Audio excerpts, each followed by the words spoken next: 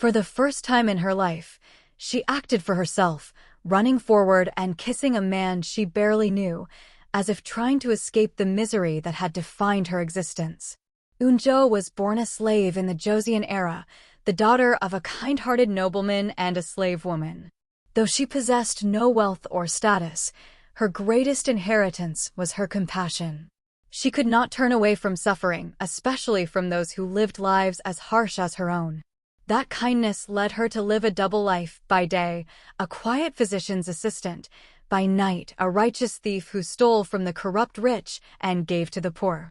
To the people, she became a whispered legend known as Gil Dong. When the time came, Unjo chose sacrifice over happiness. Her father was deceived by a trusted friend into arranging her marriage, not to the friend's son, as promised, but to the friend's dying 70-year-old father. Unjo knew the truth. She also knew that refusal would mean her family would be thrown out of the house they barely managed to call home. And so, without protest, she prepared to give up her life. That was when fate intervened. She encountered Yeol, the Grand Prince of Joseon, whom she mistook for a mad slave arguing with wealthy men. Without hesitation, she stepped in to protect him.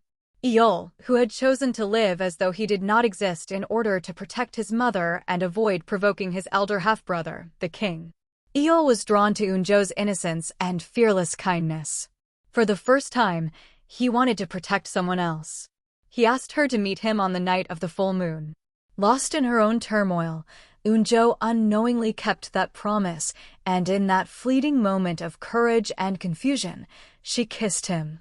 It was her first act of selfishness, and his first taste of freedom. After that night, Yeol searched relentlessly for her.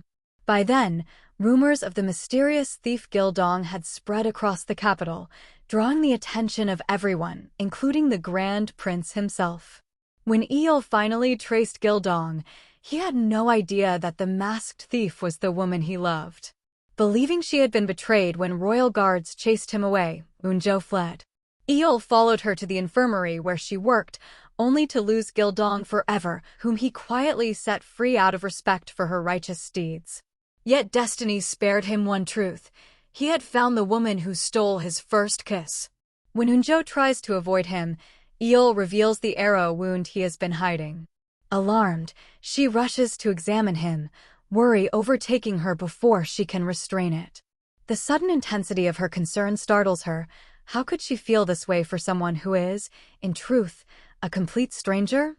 Yeol, captivated by her instinctive care and unguarded innocence, finds he cannot get enough of her presence. Using the excuse of follow-up treatment for his injury, he continues to trail after her, unwilling to let the distance between them grow. Unjo, however, continues to dodge Yeol at every opportunity, comedically shoving him aside and shutting down every attempt at closeness. In her mind, he isn't a persistent admirer at all. He's the man who tried to arrest her that night. No matter how earnestly he follows her for medical checkups, she treats him like a walking disaster she must urgently avoid. Meanwhile, Yeol stumbles upon the most outrageous rumors circulating through the kingdom, stories portraying him as a shameless womanizer with a talent for causing chaos. He is still reeling from this revelation when Unjo appears before him once again, cloaked in black as Gil Dong.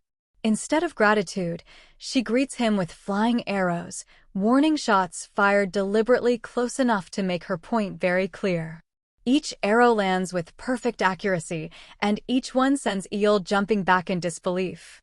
He can only stare, completely baffled, wondering how the righteous thief he once released has somehow decided that he is now the enemy. Meanwhile, Lim Ji, calculating and sharp-tongued, the son of So Hyun, Unjo's father's friend, discovered the truth about her marriage to his grandfather. Knowing her family remained unaware, he began to blackmail her, twisting the situation to his advantage.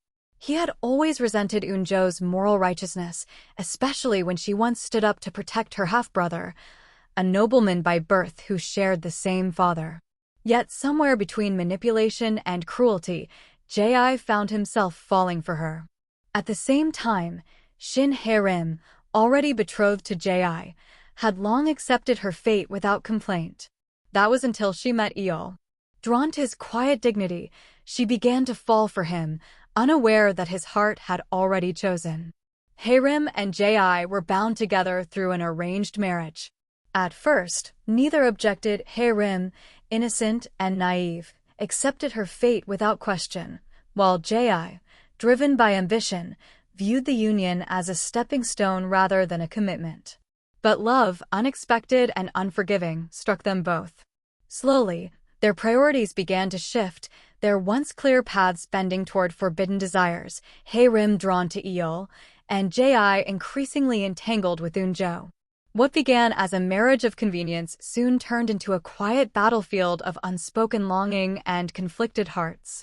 Meanwhile, Yeol decides to actively pursue his feelings. He begins visiting the infirmary far too often, inventing one excuse after another just to see Unjo and inch a little closer to her. One day, he asks her to help tie his robes, claiming he never learned how. Reluctant and shy, Unjo obliges, her fingers trembling as she works. Yeol watches her with a foolish smile, utterly smitten by her quiet awkwardness. The next time, he casually boasts about being acquainted with the Grand Prince. Unjo, calm but merciless, immediately dismisses the claim, declaring that the prince is known throughout the kingdom for his weak character and shameless womanizing. Unaware of the truth, she speaks without hesitation. Yeol nearly collapses on the spot, dying inwardly as he listens, yet powerless to reveal his identity. Still, his heart only grows firmer. That certainty deepens when Unjo treats a patient suffering violent seizures. Even as the patient's nails dig painfully into her hand, drawing blood, Unjo refuses to let go, prioritizing the patient's life over her own pain. Yeol assists her, watching in silence as her selflessness unfolds before him. In that very moment, he knows, without doubt, that she is the woman he wants. Later, he offers her a ribbon and gently tries to bind her wounded hand. Embarrassed, Unjo pulls away, but Yeol catches her hand again and carefully ties the ribbon himself. The gesture is simple, yet it stirs something long dormant within her. Slowly, cautiously, her heart begins to trust him once more. But peace never lasts. Trouble finds Unjo again when Jae's elder brother, who has always despised her family, publicly humiliates her, scattering her hard-earned medicines across the ground.